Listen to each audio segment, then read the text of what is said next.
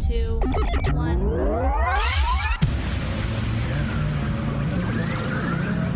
Ready. Just relax and enjoy the ride.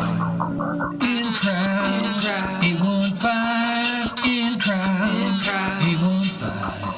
In crowd, 815. In crowd, 815. 815. And you already know this, but I'm telling it to you anyway. Birthday cake is a flavor, but birthday cake can be any flavor. I'm Greg. Ooh. He's Tom.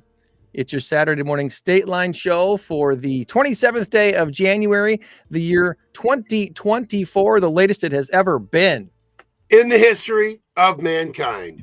And you know, I love birthday cake. I absolutely love birthday cake. I could eat an entire 24-piece sheet cake on my own, but I can't stand the flavor of birthday cake. Birthday cake Oreos, birthday cake cupcakes, anything like that. I don't know why. Why. Who does the good birthday cake shake? I don't like those either. Is that Portillo's or? Could be Portillo's, could be Dairy Queen, could be Culver's. I don't know. But I don't like anything flavored birthday cake. I think it's because I don't like sprinkles, and they put sprinkles on them. All right. Sprinkles are like mouse poop. That's what they remind me of. Funny story. One time we had some chocolate sprinkles come apart, in the drawer, and my wife goes and puts her finger on it, picks it up, and goes, "Wow." I thought it was mouse poop. She knew what it was. To this day, we laugh about that. Like, what did you just do? No. Anyway, that is not the flavor I enjoy, honey. Sorry. Don't do that to me ever again. You will never kiss me again. We have a big number. Tom's about to be disappointed. Here we go.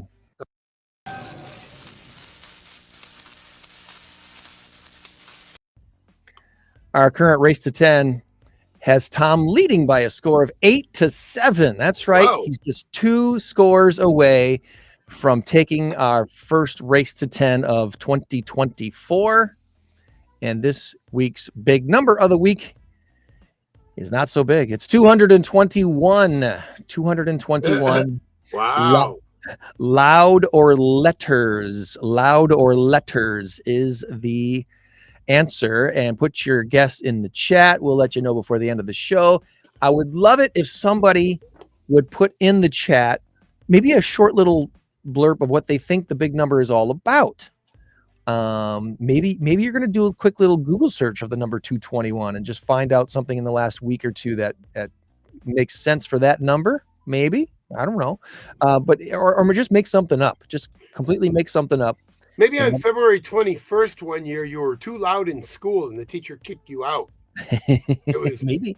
And it was at 2:21 in the afternoon on February 21st. I don't know. It's possible. Or maybe you got 221 letters from the IRS before you finally took action. Maybe that's what it is. Tom's doing what I'm asking you to do on the chat. Absolutely. This is exactly the example that we needed. Thank you, Tom. You're welcome. Go ahead and put in the chat what you think the number might be all about. And I've already put mine in your phone. Oh, you did? Yeah. Did it show up already? Yeah, there it is. There it is. Okay. How do I feel about your answer? I'm not going to tell you, but you got a 50-50 shot. I'll find out in about 48 minutes, 52 minutes, 54 minutes, 56 minutes. I don't know. Math is tough. Well, if our guest is ready, we're going to bring her on here in just a minute. And by way of introduction, CARTE she's been involved with the Rockford Park District. I think she's done some school work here in the region as well, different areas of that she's been involved in. And today she gets to call herself the president and maybe even the executive director of the Superhero Center for Autism, which is right here in Loves Park. Good morning to you, Kara. Good morning. Today. Thanks for joining us today. Good morning. Thank you for having me. We've had folks on the show before from the Superhero Center for Autism, and yes, Brian, I believe, was on with us the first time. Brian and Billy came on and explained. I got to know about your organization first off because your office shares a building with team sold on Toni, Keller Williams Realty Signature. Yes, we do. You guys occupy a large corner of the building that we have in Loves Park, right there behind it, off of the back of the Farm and Fleet store. Mhm. So East Riverside Boulevard, not too far from the interstate, right off of Bell School over there. So tell us a little bit about yourself, Kira. Where'd you grow up and your career background, and how'd you find yourself to be a part of the Superhero Center for Autism? Well, thank you for asking. So I was not born, but raised in the Rockford area. I was actually born in San Antonio, Texas. And I have had, it's kind of a cool fun fact about me, actually. I have actually never done anything professionally outside of working with kiddos with special needs. Like, it's a cool fun fact. I've never worked at like Taco Bell or in retail. Like, this is the only thing I've ever done. But like you said, I had some experience with Byron School Districts, Rockford Park District, Rockford YMCA. I worked for a couple of different ABA companies in the area before settling on the one that I am currently with, which is Westside Children's Therapy.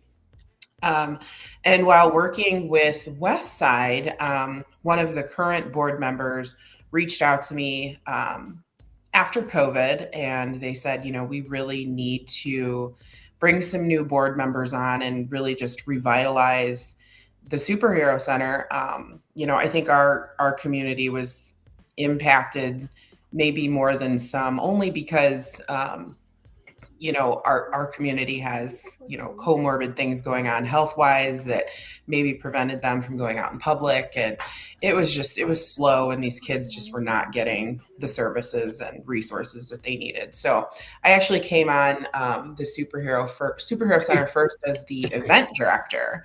The events had all but halted, and I came on about 3 months before our biggest fundraiser of the year, which is the Masquerade Ball that we hold over at the Radisson. And it was a lot. I had to plan that entire thing in 3 months. And but we did it, and we raised a ton of money, and it's been just kind of a whirlwind ever since. I did recently promote to president. I'm still holding that event coordinator role as I'm, training other people to kind of take that position. But it has been amazing. I love the people that I work with, and the growth that we've seen in the past 2 years has been phenomenal. We went from having almost no kids showing up to open gym to on Thursday nights, it's the Thunderdome, and we're we might not fit in this space much longer. So it's super fun. It does sound like you guys have a lot going on there at the center. And the times when I find myself in the office and you guys are having something going on, it's they got something going on over there today. Mm-hmm. Hashtag Thunderdome. Hashtag Thunderdome. I'm going to remember that the next time I'm out there and you guys are doing your thing. Yeah, feel free to stop by and come in and say hello. How many, maybe you have a specific number, maybe just kind of generic number. About how many families do you find your organization serving these days? We have close to, last time we talked about it, I think we have close to 375 registered superheroes. Wow. Yeah. Is that adults? No, superheroes. So you're talking young people that you serve. Yeah. Mm-hmm. Okay. We don't see them all in at once. I would say that we see the majority of our kiddos at the special events. And then we have crews that will come in on certain nights for open gyms. That's the night they get out of the house and they come take advantage of the sensory equipment. So that's kind of cool too. Okay. I love that you call them kiddos. That is just so cute. I don't know why, but it kind of personalizes it for me. Yeah. Yeah. I have lots of little fun names for them. Oh, that's awesome. I love that. I work at the Boys and Girls Clubs. Okay. And I tutor 5-year-olds to 11-year-olds, and I'm high-fiving them. And it's about building relationships. And a lot of kids, let me just say this, the kids on the spectrum are marginalized. Most people don't know they're doing it, and most people certainly don't mean to do it. But these kids are marginalized because they are different. That was in quotes. You couldn't really see it. It's really small. Anyway, and that's not a good thing. but it's understandable because people don't get it. They don't know how to react. So I love when you personalize it. I love that kind of stuff because it gives them a sense of feeling, a sense of belonging, a sense of, hey, you know what? I know I got a friend. I know that that guy likes me. That girl likes me. We're good. We're cool. So thank you for that. That's awesome. Maybe in an effort to, like Tom is saying there, to normalize exactly what it is that, how do you define someone with autism to someone who's never really talked about that with anybody before? What do you say to someone to say, here's how we define what autism is? So we actually have today we have a sibling event for siblings of superheroes because I think that they really struggle with, maybe getting the attention that they need from family members because their siblings are special and they require so much time and care, which they should absolutely get. And one of the ways that we kind of talk to siblings about it is that, your sibling is special and they have superpowers, kind of beyond what we can understand on a daily basis. They have special needs. They have, they might need to have the lights turned down low. And autism specifically is a neurological disorder. So these kiddos are dealing with sensory input dysregulation. So maybe the lights, those neon lights that are in most of the offices, including the Superhero Center, we actually have them wrapped with like blue sheaths. They can actually sometimes feel the buzzing of those lights. And it's wild because we walk into a room and we don't even notice it. So, that's just one example of how the Superhero Center tries to make our community and our building more sensory friendly for the superheroes that come in and visit with us. And obviously there's more things that go into autism, but that's just an example. I've heard it described before. This might be way off, so correct me if I'm way off here. But I've heard this described before this way, to try to help, especially kids, understand their brothers and sisters that might be that have autism. It was put like this, son, your needs. You have this cup that needs to be filled up every day. This is what your needs are every day because of you, who you are and how God made you. Your sister, she has a bucket. It's bigger than this cup. Just so you know, it's not that we love you less or love her more. We have to fill her bucket. Yep. And I thought that's pretty cool, the way to put it to kids who need to understand, you know what? My cup's full today. I'm good. Let's take care of Sissy over here because she still has her bucket to fill. I love that analogy, and it's really what we try to focus on at the Superhero Center, but we really try to focus on every family member's bucket and cup. Yeah. So we have the events for the superheroes, but we're also looking at the sibling. Like, do they need a night away from responsibility and protecting their sibling? The parents, they have a bucket as well. There's that one quote that mothers that have children on the spectrum have like anxiety close to combat veterans. Like, that's crazy to me. They're just dealing with kind of like trauma and crisis all day long. And so we have those support groups for moms and dads. Actually, the dads are going to an Ice Hogs game tonight to kind of get out and blow off some steam. So that's nice. Yeah. Yeah. Nice. Good. It's all relative is what it is, because somebody, we say, oh my God, I'm starving. And then somebody says, you don't know what starving is. There's kids out in foreign countries. And then, okay, I get it. I know I'm not really starving. Look at my belly. I'm well fed. But I'm hungry. It's all relative. Yes, we're not starving, but so it's all relative. So the needs that someone needs, you should see this family. Don't compare. It's what you need at this time and how we can supply the need. And that's really the core of it. And I wish people, Yep. Mm-hmm.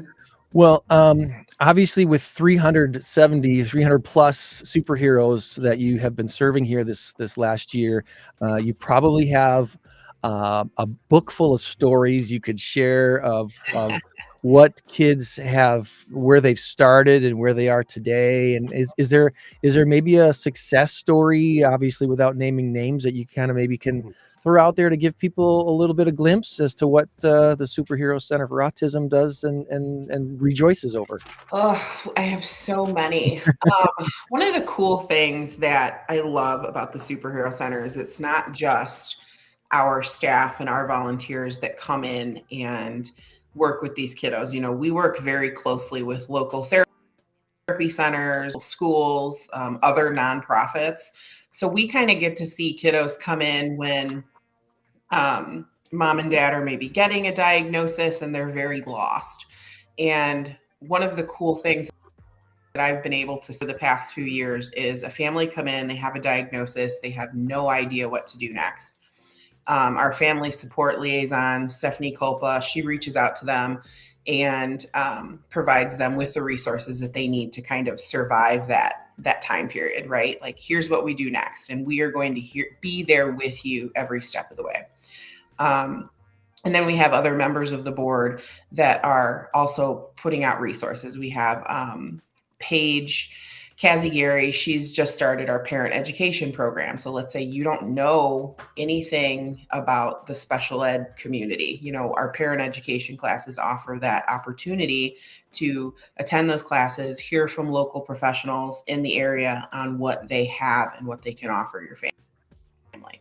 You know, and earlier we have the events that we hold for the kiddos, the parents, and we're just really hoping that all of those services and resources combined lead to what we've seen in some of our kiddos, where they come to the center and they're not, you know, having aggressive behaviors anymore, and the family's just not in crisis as much anymore, and they feel more regulated. And I've seen that across the board, and it's really just hard to pick family in particular because we do see it so much. They struggle after they come in contact with us, you know, that's going to have community, but it's just been really cool to see the community come together and really just support each other. You know, my car broke, you know, go help this family, or this mom wants to get to open gym, but she needs a ride, or, you know, this mom needs a babysitter. It's just been so cool to see them come together as a community. That's cool. Just the community aspect of it all, just knowing that you're not alone in working through these challenges. So I'm scrolling through your website right now just so people can kind of get a glimpse at some of these pictures of what you have available at the center. And as I'm scrolling, I'm on this volunteer section right now. Do you need volunteers for anything at the center on a weekly, daily event basis, anything like that? Need volunteers, and we will accept everybody in kind of any capacity that they're willing to kind of provide. I would say our biggest goal right now is to be open every day during the week. We're currently open three days a week right now. If we could get the center open Monday through Saturday, that would be just because our population, they struggled like Urban Air or Flow or the Discovery Center because it's not sensory friendly. And what this building provides for them is everything that they can't get. So we can't do that without volunteers. So you can go to our website, the page, click the volunteer page and fill out an application. That will go directly to our volunteer coordinator, Kelly Dismore. And she'll set you up with a volunteer training, which includes old school rock star volunteer staff, and they'll kind of just walk you through. You feel prepared, and we never leave a volunteer alone until they think they're to kind of run the show by themselves, which is kind of cool. Okay. That's awesome. That's awesome. So I'm gonna put this, copy this link and put this in the chat right now, because this is where people need to go. And then from the volunteer page, you can scroll around and check all the other drop downs that are on the website. I know this week for specifically, we want to talk about your next event coming up that I bet you're really excited about. This is one of my annual Valentine's Day dance. Yeah, this is one of my favorite events of the year.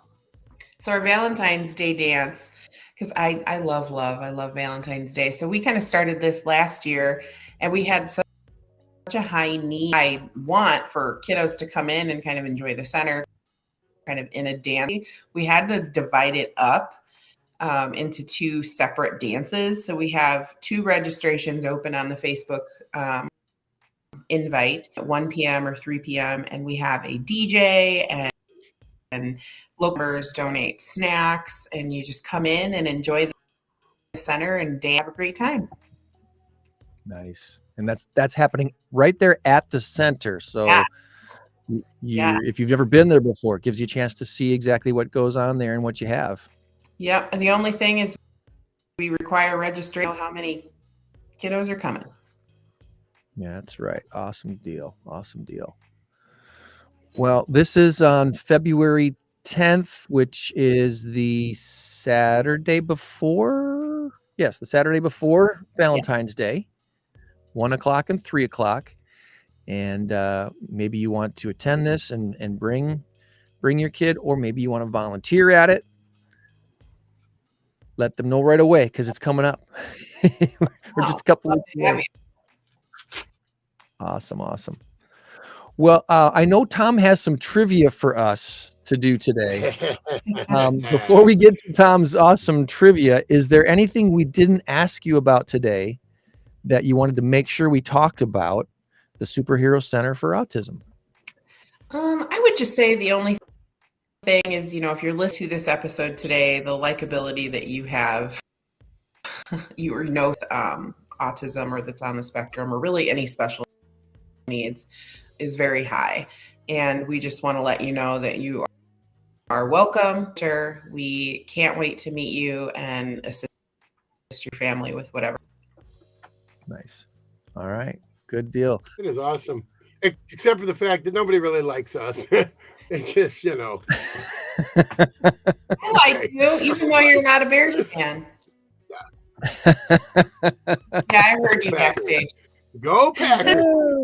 By the way, the G, I got to do this right. The G stands for greatness, just so you know. There you go. It might actually stand for Green Bay. I don't know, but I think it's greatness. But anyway, okay, are you ready to play Tom's super terrific, wonderful, way out of there trivia? I don't know. We might be overselling it, but we'll give it a shot. Oh, these are good questions. Good questions. I might be okay. All right, I'm going to make a little bit on these. All right, number 1, state capitals. You'll have some time, 30 seconds, whatever. How many state capitals begin with the letter B? B as in Bob. I'm going to give you 2 options. State capitals that start with the letter B. Or 4 or 6. State capitals that begin with the letter B. 4 or 6. You think math is hard in the morning? Try counting. 4 state capitals that start with B. Yeah. No, are there 4 or 6? You don't have to name the state capitals. Just tell me, are there 4 or 6 state capitals that start with the letter B? Oh. I can think of 2. So 2. I'm going to go with 4. And you would actually be correct. Oh, okay. Birmingham, Boise. Not Birmingham. Nope. Not Birmingham. Oh, Alabama's capital is something other than Birmingham. It's Montgomery, I think. Montgomery, Alabama. There we go. Okay. Yeah. So Boise's 1. Yeah. Probably shouldn't have started trying to name them. Yeah. Anyway, Baton Rouge, Bismarck, Boise, and Boston. Boston is the capital of Massachusetts. Duh. All right. Yeah. Boston. So Kara gets a point. Gregors gets nothing. All right. Kara's got a lead. Nothing. To quote Willy Wonka, you get nothing. Good day, sir. Anyway, no, don't go. Stick around for question number 2. All right. Question number 2. Which show ran longer, The Big Bang Theory or Friends? I'm going to guess first this time. I'm pretty sure it's Big Bang Theory. And what say you, Kira? I didn't watch either one of those shows. I I'm going to say Friends. want to say Friends lasted 9, maybe a 10th season, but Big Bang Theory I thought went 11 or 12. It is officially, I hate this mirrored camera. It's 1-1. Greg wins. It's 12. 12 for Big Bang and 10 for Friends. All right, here we All go. right, this is it. This is the meat and potatoes. Oh, this is kind of unfair. I went with a football question. It's kind of unfair. All you got to do is tell me which 4 teams are left in the hunt for the Super Bowl. Oh. But I even wrote it on here. Just give me 3 out of the 4. All right, Kira. I'm all over this because we talk football every week. Yeah, so. yeah. My husband Sorry, I is didn't. so disappointed in me. You can phone a friend. You can tap a shoulder of a friend if you need to. Here's a better question, Kira. Is Kira's favorite team still in the hunt for the Super Bowl this year? Wah, wah, wah. I don't even You didn't know you were going to come here and get picked on. Playoffs? No, We have like No. last what is it for next year? Yeah, you got the first pick in the draft, but that's because you got Carolina's pick, and then you got the 9th pick in the draft because, well, basically because you're bad. You didn't know you were going to come here and get picked on. It's like high school all over again. Oh my God! Well, let me name them Okay, and see you how know she what? feels You know about these teams. Tom, what do you say? I'm So- still going to give. That's fine. That's cool. I'm still going to give her another chance. I'm going to give you one more question. So this is a mulligan. Okay. This is a freebie. Go So ahead. Kira, Nick. here are the teams. Let me see how you feel about these certain teams. On the AFC side, the Baltimore Ravens are going to play the Kansas City Chiefs tomorrow. I think they're the 2:00 kickoff tomorrow. So do you have any feelings about Kansas City or Baltimore, the Chiefs or the Ravens? No, None at all. No. All right. Nothing. Now you- Conspiracy theories about it all being rigged, Me Oh, too. but I've been seeing the Even same that. thing. The Yes, colors I of am the gonna get on- logo. I am going to get, the colors of the logo. I've heard that. It's no. My son-in-law was trying to tell me that last night, and he was serious about it. He's like, no. Look, there's more red here. It means the 49ers are probably going to win because they're a better team. Come on. So Come the on, dude. the NFC side this year, you should have feelings about because the Detroit Lions have to go to San Francisco and play against the 49ers. And it so happens that the Lions are in the same conference, conference as the Bears and Packers and Vikings. So feel like Yeah. do you have any feelings about that? cheer for them. No, you don't have to.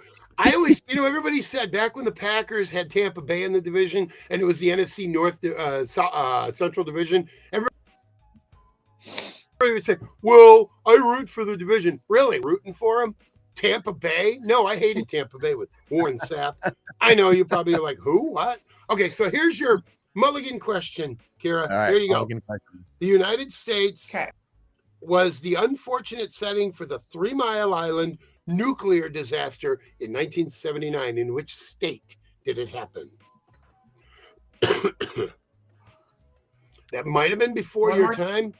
Okay. One more time. The United States was this U.S. state was the unfortunate setting for the 3 Mile Island nuclear disaster in 1979. What state did it happen in? It's an East Coast state.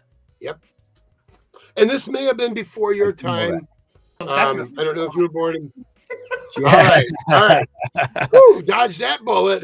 I'm like, well, I I think know- you were probably 10 by then. No, I don't remember the name of the town it most affected, but it was Pennsylvania, wasn't it? it was Pennsylvania. Yeah. Yep. All right. Interesting. Yeah. You know what? You did all right.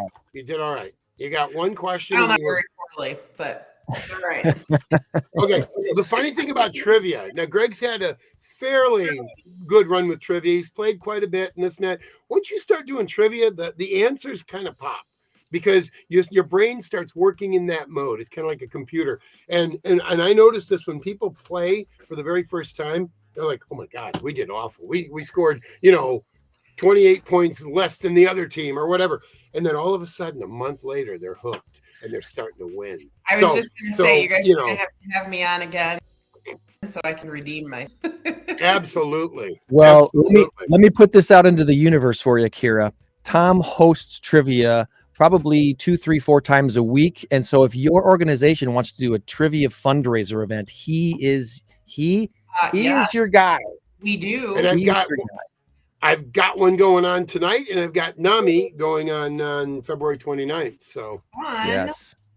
So Superhero Center for Autism in Loves Park on Galleria Drive. The event again coming up February 10th has 2 opportunities to bring your kiddos to experience the Valentine's Day dance at the Superhero Center for Autism. Please, please, please register because they do want to have a rough idea of how many people to expect. Superherocenter.org is the place to be. And Kira, if there's last chance, any last words before we let you go? I just really appreciate you guys having me on. Nothing I would have rather done this Saturday morning. Well, you know, you could have been in the Bahamas on the beach or something like you're that. right. So I'm not totally buying what you're saying, but we do appreciate the sentiment. Okay. All right, Kira, have a great rest of your day. We will catch up with you again in the future. We Bye, love guys. what you do, and thank you so much. All right, thank you. Have a good day.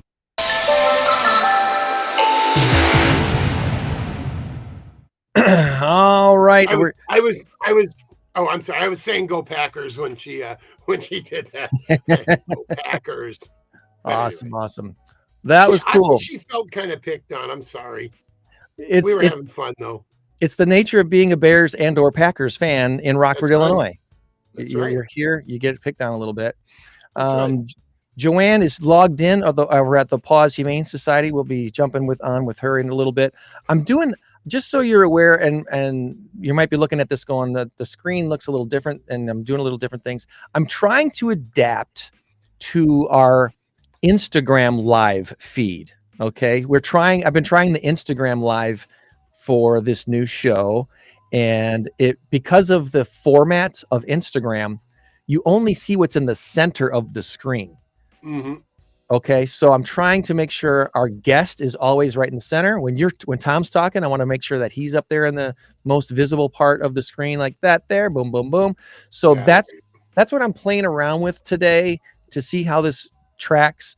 So and let me just say, this actually, it took me a second to get used to it. This is perfect because you are popping you're right there, and the background makes no difference because now you can't see the background. I'm easily distracted. I'm ADS, attention deficit squirrel. So I'm easily distracted. No joke there, and no surprise. So when I'm watching this, there's nothing to see back there. So it's good. It's actually a good thing. Good morning, Joann. Good morning. Good morning. We have. I want to tell you, I brought my own trophy. Oh, look at that! That's a pretty trophy. I got this when I retired from school. Someone gave me this trophy. It says, your trophy's bigger than mine. Trophy. I like it. So in case I sound dumb in trivia, I can always say, but look, I already have my trophy. There you go. I have mine. It's a lot smaller. It would not surprise me to find out that Joann has a trophy that involves her quilt making. No, I do not. If someday. This was just a trophy someone gave me when I retired because we were on a bowling league and the people were so mean about not winning. So I said, it's just for a stupid trophy. So they gave me a trophy because of that. Here's your stupid trophy. Well, that's kind of the way it is with trivia. People get really upset. It's not about the $25 gift card. Yeah. It's about patting yourself in the back and saying, look what we did. We kicked some serious butt. That's right. That is the beauty of it all. We've got some shout outs to do real quick and some other things we want to get to. I want to also just say our in-crowd info is unofficially brought to you by Altruize. It's the app that enables volunteers to track, verify, and maintain their own community service data for a lifetime. Altruize, tell a better story, live a better life. Find it wherever you buy or download. This is free. This is a free app. Wherever you go to get your apps for your phone, you'll find Altruize, and you'll benefit from that. My shout outs this week for Sold on Toni, Keller Williams Realty Signature. Want to say congratulations to Hader and his family this week. Closed down their house. We had some challenges these last couple of weeks and overcame them and got it closed yesterday. So kudos to him. And coming back to Rockford. He was living in Vegas for a couple of years. And he's like, Greg, I got to move back to Rockford. My family's all there and my community's all there. And as fun as Vegas is, I want to, life is better with family and friends and community. So they came back to Rockford because this is where their loved ones are. So congratulations to them. If you don't follow my business page yet, Gregory Saunders Realtor on Facebook, I'll be posting on there later. I'm actually hosting an open house tomorrow on Orleans Drive. It's a dead-end street just off of Forest Hills. I believe the address is 3216 Orleans if you want to come out and check out the open house and do some house shopping. Shout out, kudos to Envoy Mortgage. They hosted their open house for their office up in Roscoe. They recently opened an office in Roscoe. I want to say it's been about a year since they opened it, but they never did an open house until this last week. So kudos to Jessica and Eric and Sarah and their whole team up there for hosting a wonderful open house this week. And other Keller Williams news, we had our annual holiday party last night at Montecito Country Club and had a blast. Great food, some awards given out to agents for accomplishments over the last year. And Montecito Country Club, nice place to have an event. If I don't believe you have to be a member, but you might have to be connected to a member in some way, shape, or form to rent their banquet space. It's a really great place to have a party, though. So if you're, it really is. It really is. I've DJ'd many a trivia, not so much trivia, but mostly wedding receptions and such. Super facilities. They do a nice job there at really Montecito Country Club on Guilford Road in Rockford. And then as a final shout out this week, the DLT Stone Countertops, they hosted the In-Crowd 815 networking group on Thursday night, our kickoff event of the year. And we had such a good time. Natty and her team did a wonderful job putting stuff together, had great food and beverages. Everyone got a chance to meet someone new, gave away some door prizes. And we even got a round of stand-up comedy dad jokes from Joe Bartz. It was wonderful. So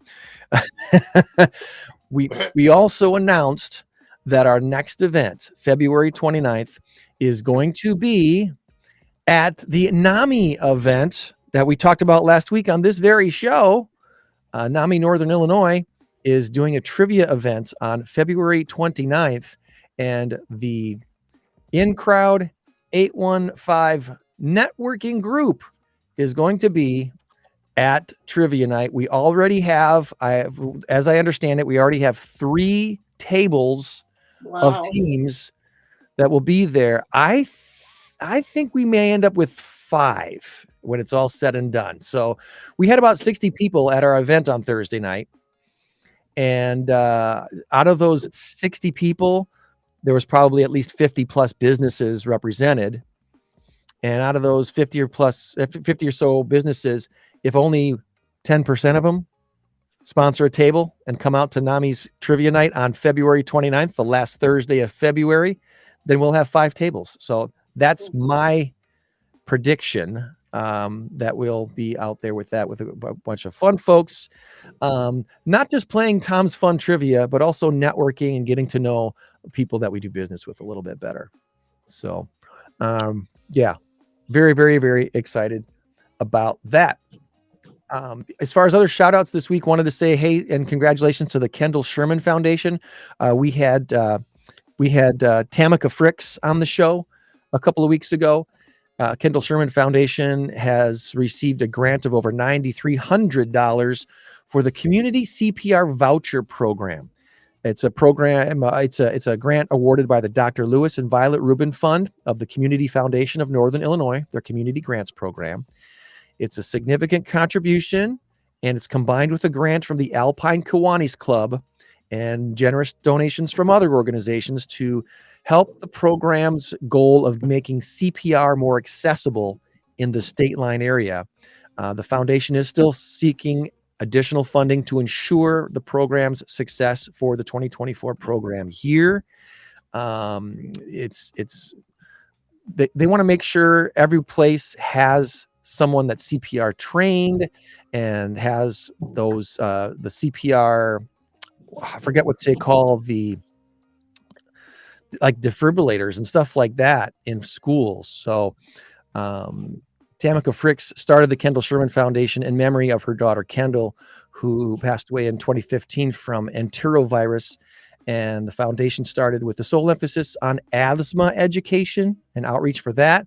Now the organization is committed to serving the community through health education, youth achievement, community engagement. They're doing wonderful things here in the Rockford area. So kudos to the Kendall Sherman Foundation. And then, of course, this week, this is the last Saturday of January.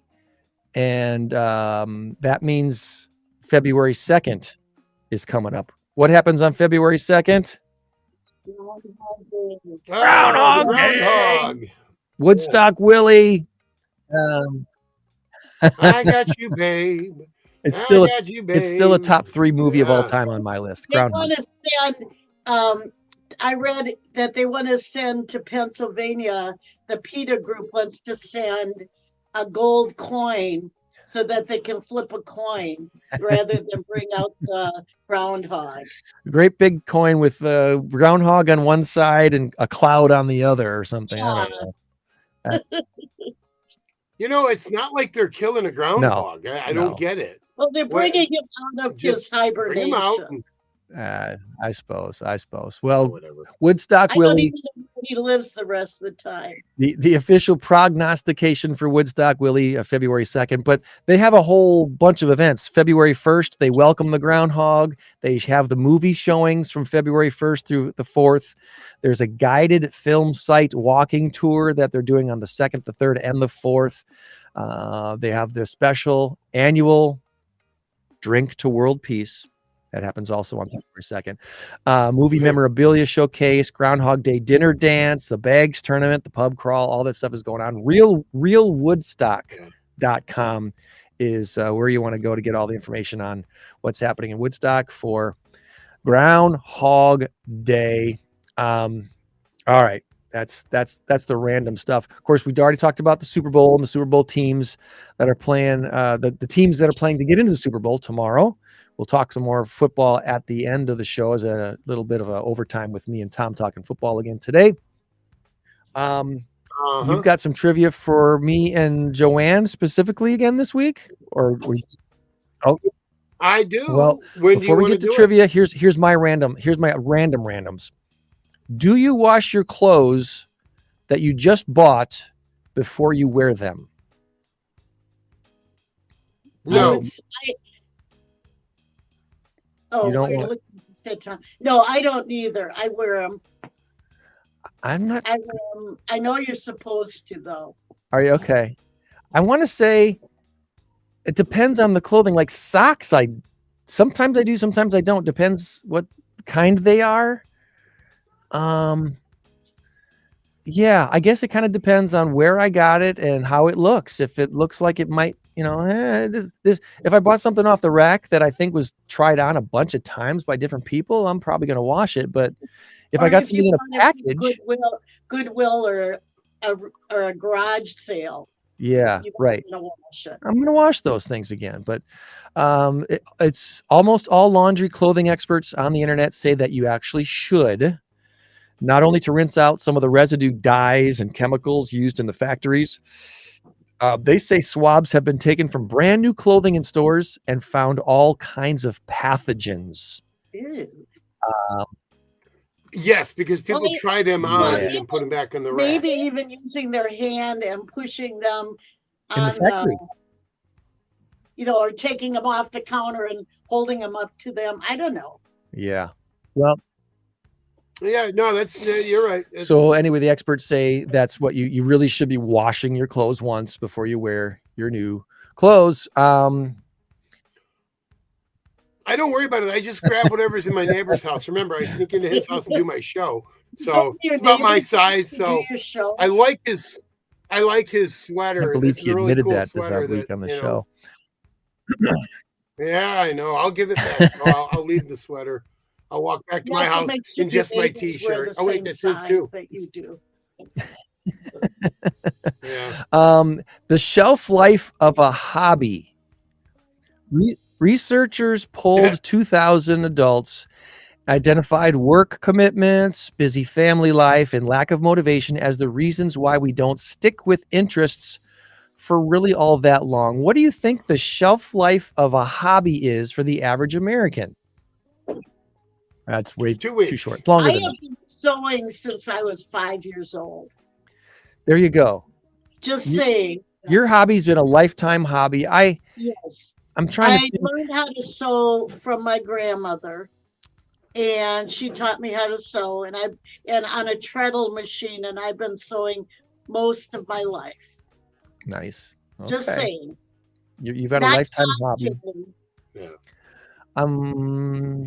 I would have thought I'd been still playing tennis more than I was. Tennis was kind of a hobby for me after coming out of high school because I really liked it, but my shoulder kind of got sore and I kind of gave that up. The last Well, hobby, yeah. the last hobby I think I tackled probably lasted about as long as they say. They say the shelf life of a hobby is about 16 months. The average American lifestyle hobby, because I did some woodworking for a while. Was making those wine racks and different things, and I think I did that for about 16 months, and I haven't done it for a long time now. Yeah. I don't have a lot of hobbies. I'm too busy for anything. But trivia is a hobby.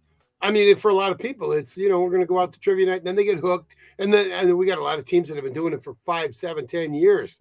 I've made some very good friends over those years. And I mean, they're hardcore. This is a hobby for them. But what I was going by is it takes 21 days to habit, yes, to create a habit. Right. Yes, and that's what I was thinking, that maybe sometimes people do something for a couple of weeks. I think I'm going to do this, and then they just kind of push it aside. I can see the 16 months thing, because playing tennis is really a recreational thing. Yeah. Hobby could be defined a lot of different ways. You're right. Even collecting teddy bears. It's just like, is that a hobby? Yeah. You know what? That's a good point. It is a hobby, and I've been doing it for a long time. Here's the rest of the story, I guess, when it comes to hobbies. 25% of adults have quit a hobby having never used any of the items or accessories they purchased, especially for it. For those with a hobby, the average person will dedicate 245 hours per year to it. That's more than 10 days over 12 months. So, and we've seen that before. We've probably done it ourselves, where we made a new friend or something like that, and they said, "Oh, you should come join us doing this thing." And so you're like, "Oh, I'm gonna buy a racket and play racquetball with these guys every week from now on." And you buy the racket and you never go back, and the racket sits there. Something like that. I could see that happening. So, tell us in the chat, what's your hobby? How long you been doing it? And did you ever give it up for a time and come back to it? Maybe that would be collected animals all my life. Yeah, exactly. I do a lot of Sudokus, and I do a lot of crosswords. I vacillate between the two. Sometimes I'm on a crossword kick for a month, and then I go back to my Sudoku. So that's a hobby, and I've been doing this for a long time. Is Wordle a hobby or an addiction? Absolutely. No, Wordle's a hobby. I don't know if it could be an addiction if it's once a day. Yeah. All right. Well, hey, last thing, thanks to medical science advances, all that we've seen here, especially these last couple decades, more and more people are making it to the age of 100. In 1950, the Census Bureau estimated 2,300 Americans were aged 100 or more. By 1990, that figure had risen to 37,300 people. And in 2020, 80,000 plus people were aged 100 or more in the United States. This year, the estimate 101,000 people are aged 100 or more. How about that? Hmm. Talk about the aging Wow. population. Good living. Yeah, good So living, I anyway, guess. that was a stat that kind of caught my eye this week. If you're ever wondering where I get stuff like the big number of the week and some of this random stuff, a lot of this stuff comes from a thing called The Hustle, and I'm putting that in the chat again this week if you'd like to subscribe. It's a fun thing you get once a day in the morning. It could be your new hobby. It could be your new hobby. The way That's I right. kind of look at The Hustle too is it's a different way to kind of get news. It's not news necessarily, breaking news for no, it's not breaking news, but so much of our news today that you see, especially the national stuff, but even some of the local stuff too, so much of it is very surface. They try to squeeze the headline and like a 1-sentence description or 2-sentence descriptions. You're getting a story in 30 seconds and you're supposed to learn something. You don't really hardly learn much that way. So a Hustle kind of does some deep dives into some things that kind of make you go, oh, I heard about this technological thing that they've been talking about. I wonder what it is. I learned a lot about Chat GPT and AI and stuff through the Hustle. And like I said, I often get my big number of the week from the articles that I get from the Hustle. So recommended checking that out. I think you'll enjoy getting that daily in your email box. All right, Tom, are you ready for some trivia? All right, Always Joann. ready for trivia. Always ready. I went to my doctor's appointment the other day and a trivia game broke out. Hey, Doc, do you know how many people die on the operating table? I thought maybe you're playing trivia with the people in the waiting room. I'm just kidding. Oh, yeah. Hey, guys, you know how many people die in this doctor's office every year? Wow. Oh, man. That's terrible. All right. Are you ready for some trivia? I'm ready for some trivia. Bring it on. All right. Here you go. And there will be no mulligans here. There will be no mulligans. There will be no redoozies, doozy oversies, or anything like that. All right. Here we go. Your first category is TV shows. The Love Boat had its maiden voyage, I believe, in 1977. I didn't write that down, but anyway, 77, 78. I was glued to my TV. Yeah, late 70s. And it ran through the 80s, early 80s. About 7 years. Anyway, what was the name of the ship in The Love Boat? What was the name of the ship? I know this one. Right. What TV show? I didn't even hear The the Love Boat. Promise you something forever. The Love Boat was special mostly because of the number of celebrity guests that they had on there. So there was probably anywhere from 3 to 5 storylines on every show. Yep. And usually one of them was decent. The other ones were just garbage, but whatever. You got to see your favorite.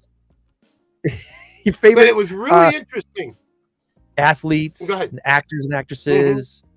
Yeah. But the name of the ship was. Well, just one thing. The minnow. Just sit right back and you'll hear a tale of how Joann got it wrong. Okay. Sorry. Everybody's fair game today. Okay, Gregors, you're up. What do you think? The name of the ship was the Pacific Princess. Bingo! You win a trophy. Oh, not yet. Not yet. You gotta win it. Well, thank goodness I already have my trophy. Yeah, yours looks like an eagle or something. Okay, but the funny thing is, Ray Bolger, who played the Scarecrow on The Wizard of Oz, he was on an episode of The Love Boat, and the storyline for him was that he was one of the few survivors of the Titanic. And they're like, oh, we don't really want him on this. Don't want him on this. Yeah, no, we can't have it because how did he manage to survive? Because it was only supposed to be women and children. Yeah, I don't know. Well, there were some. Were kind of questionable. Yeah, well, the movie portrayed it as some real jerky guy who actually took a spot on it. But there were some males because after all the women and children and some women said, no, I'm going to die with my husband. So they're whatever. Well, you could go. Yeah. Anyway, Okay. it's just a movie. I don't All know. right. Our Father. The movie? Well, the book, actually. Who wrote The Godfather? Oh, and I kind of know that. Wrote It's- The Godfather. It's one of those that you will kick yourself when I give you the answer. Well, didn't Francis Ford Coppola direct it? I believe so, yes. It But he doesn't didn't write it. Who wrote the book? Yeah. Wrote the book of love. The Monotones. That's the song. Who wrote the book of love? The Monotones. Anyway. I'm stumped. I can. No, I don't I'm know. going to give you his initials. M as in Michael. P as in Paul. It wasn't Michael Paul. MP.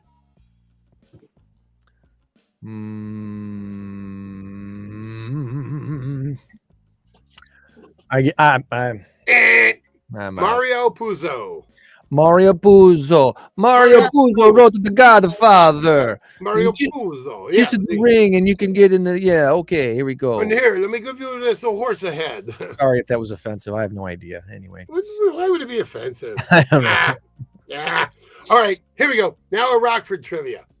All right. Cheap Trick, the band we all know and love. I was going to ask you what was the name of Cheap Trick before they became Cheap Trick. They had like 2 or 3 different names. The one before that was Fuse. But anyway, so here's what I'm asking. They reached superstar status in 1979 with a concert in this country.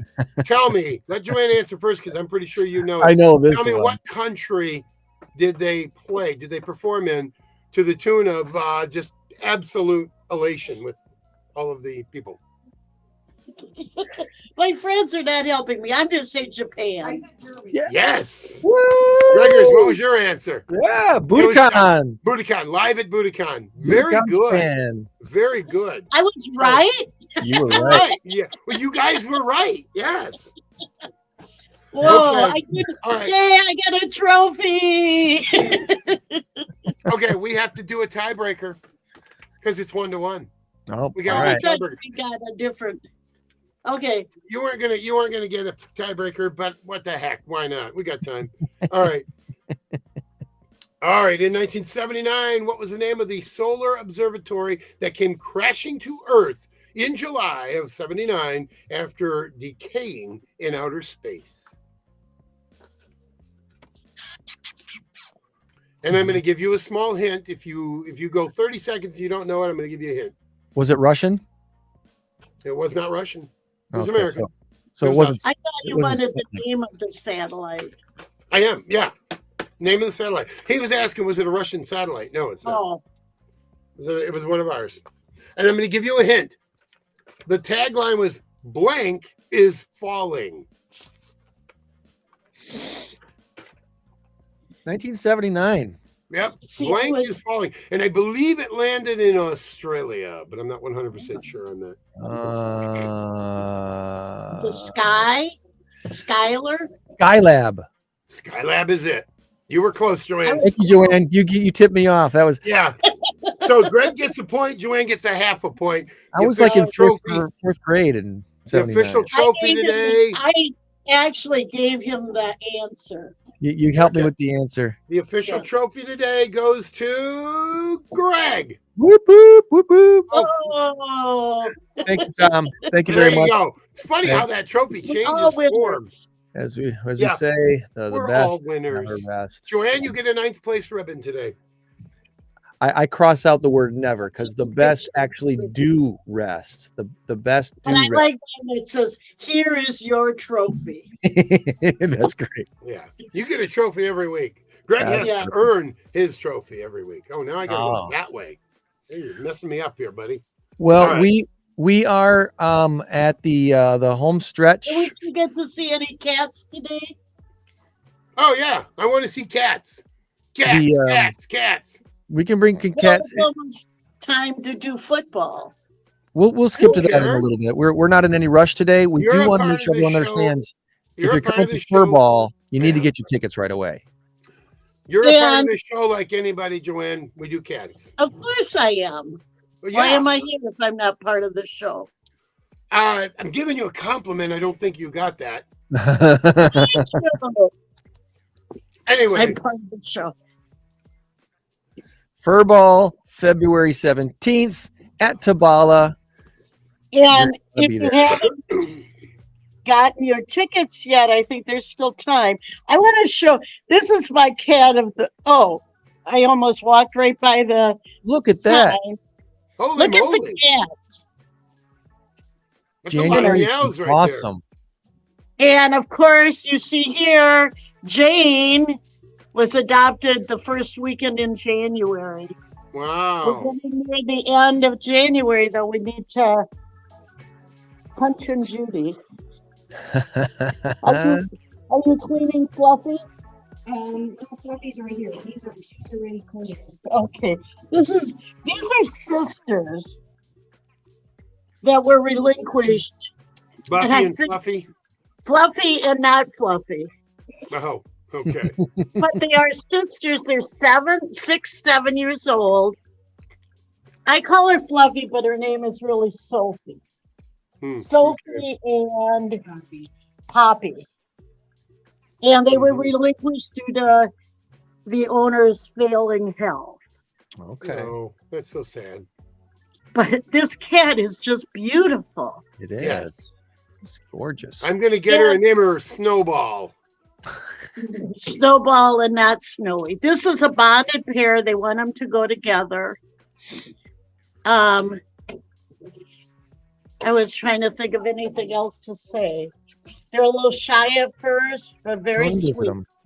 Come out and visit them at PAWS. You have to go to a home without dogs, though.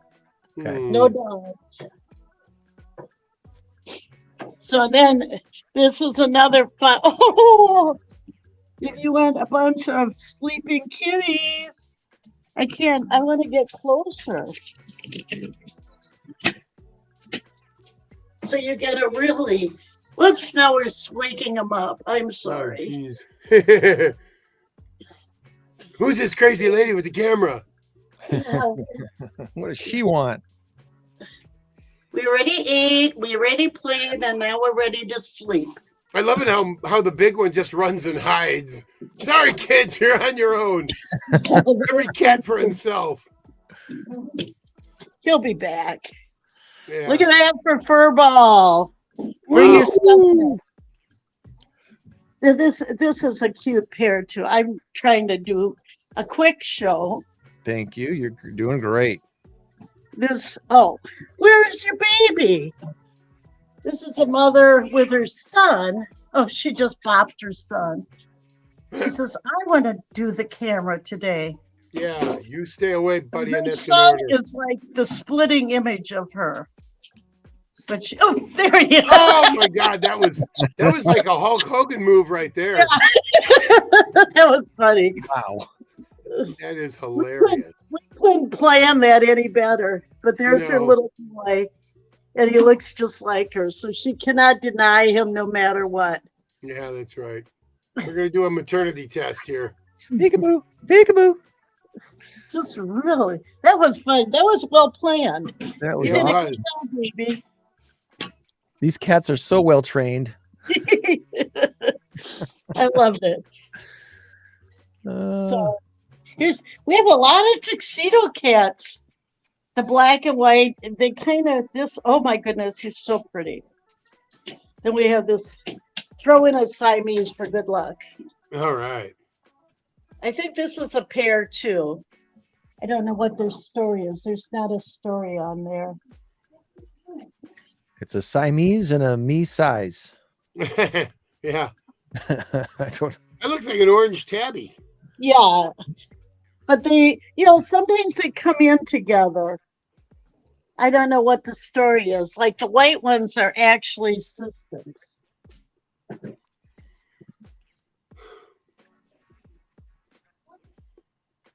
I won't be able to replicate that little thing with the kitten though. So this is a triple bonded pair. They want 3 of them to go together. If you have no other cats in your home, maybe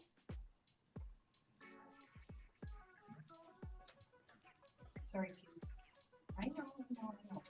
I don't know if you. I'm sending you some and there's pictures, the Tom. Siamese up there too. Oh, okay, cool. I don't think there is just two of them that they want together. And we've got another Siamese here.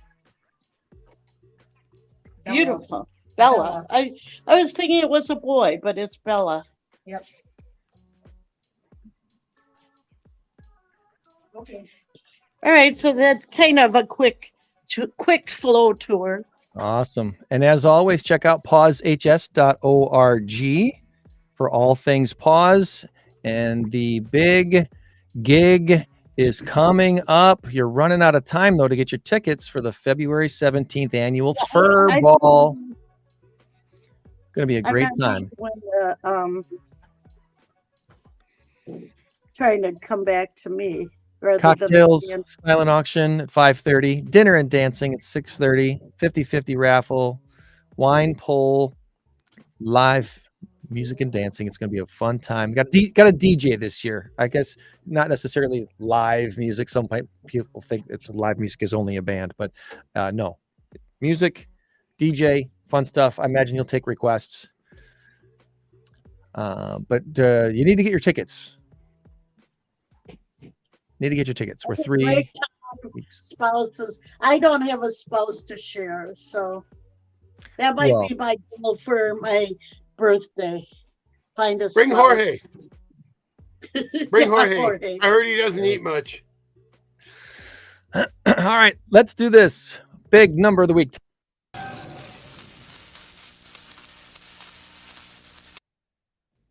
Our big number, current race to 10.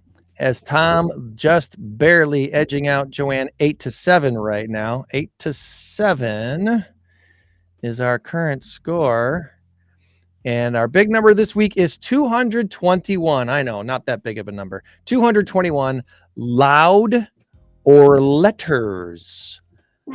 Loud or letters. Tom has texted me his guess already, Joann. So do you have a guess for me? 3, 2, 1, go. Letters. You're going letters. Oh, look at that. You both chose something different this time. Hey. So there's going to be something different happening. Do you remember the last time you sent an actual letter in the mail with a stamp on it and everything? I did it Christmas time. It's been Christmas a while. time. Okay. And I didn't do I was gonna say, there's a Christmas card. I sent a letter with my Christmas card and not a form letter. So the U.S. Postal Service has raised the price of sending letters again. I don't even pay attention to this anymore. I didn't even realize this happened. Forever stamps now cost 68. Yep, 68 cents. I did. Yeah, It's the I knew fifth. that. Yeah, that was actually a Good for you. That it makes sense. The fifth. You know, it's really tricky with that forever stamp too, because you really don't know what they are costing you. Right. Well, the first. Well, they cost the going rate of whatever a stamp is, but then you could use it 10 years from now, and it will still qualify, even if it's $1.50. But it's still. People have caught on and have started investing in them. They'll buy bulk amounts of them because they know they're going to go up. So it's like an investment now. Forever stamps, when they came out in 2007, cost 41 cents. And I'm naive enough to, I would actually thought that once it hit 50 cents, it would probably stop rising. Why did I think that? 50 cents was just the easy thing to think, forever stamps will probably be 50 cents for a really long time. Nope. In the last 5 years, they've raised the cost of the forever stamps, and now they're at 68 cents per stamp. So Tom, you are the winner this week of our big number of the week. 221 has to do with loud. And Floyd W. Shockley is an entomologist. Any idea what an entomologist is? Study of words. Well, entomology is entomologist. Entomologist. Okay. Into. I'm not. I guess Mr. I'm not familiar with that thing. Shockley wants to mentally prepare everyone for a historic and very loud event coming up this spring. There are Oh, two. is it the cicadas? Cicadas. Cicadas. Yes. Oh, okay. So entomology Bugs. is the study of bugs. Etymology. Etymology You missed is the the study N, of words. the Sorry N about part that. of it. I So did. Yeah. Two different good- groups are emerging have- simultaneously. Now, you might remember a few years ago, Wow. we had a large group, and I forget what year it was. Was it the 8-year cycle or the 11-year cycle cicadas that came out? And there were so many. It was so loud. This year, the 13-year cycle brood 13, the 13-year cycle called brood 19 will be emerging, and the brood 13 cycle, which has a 17-year cycle. Why do they name these? This is goofy. One group has a 13-year cycle, the other a 17-year cycle. They're emerging at the same time this year. The last time this happened, 1803, when Napoleon was presumably so fed up by their mating calls that he sold the Louisiana Territory to Thomas Jefferson. How funny is that? That was part of the reason why we got the Louisiana Territory so cheap, because Napoleon was so sick of the noises of the cicadas. Well, he didn't know this, but there were two different groups emerging at the same time that year. That's why it was so incredibly annoyingly loud. Yeah, be another 200 and something years, or 100 and whatever something years before it would happen again. They were mostly in the 130. southern states, though. Mostly, especially these two breeds of them. The cicadas, they call it a bacchanal, Bacchanal.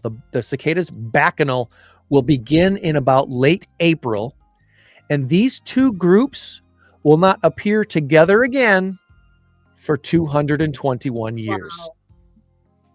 So apparently, if you something to look forward to, something that noise coming from the trees, it's not the trees screaming out in pain, it's the cicadas waking up saying, hey, you know that thing that we do every 17 years or every 13 years, it's time to do it. Come on, let's go.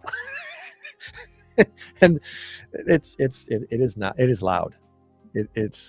I can remember driving home from, I DJ'd a wedding in Oregon at White Pines.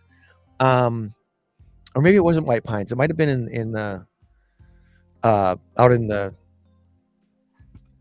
Polo area. I might have been driving home from the Polo area. But part of my trip home was a trip up Route 2 through Oregon and Byron. And the cicada noise that night, it was, 11, 12, it was right around midnight. Kind of a foggy night like it was last night, only it was in the spring. And the cicadas that were out were so loud. It was like alien. It was just freaky stuff. So that's coming for us to look forward to. I don't know how much of it we're going to hear in Illinois, but obviously down in Louisiana, it's going to be loud. Now that you get, are there some that hatch out every year? There are some that come out like every 5 years. There are some that come out every 7 years. I think every. But I was just saying, are there some every year, like as the cycle goes, or are there some years we wouldn't see any?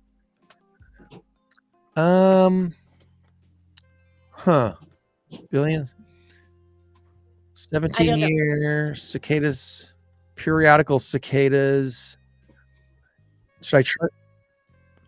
I hear them every year. Yeah. I hear the whatever it is in the trees. I hear them every year, but I think what we're experiencing is when they all converge at the same time. It's just like, it's this whatever you call it, like a spiral effect where it's the bigger circle meets the smaller circle at the same time. The two main cicada groups, this is according to Wikipedia, the two main cicada groups are the two groups that are emerging this year.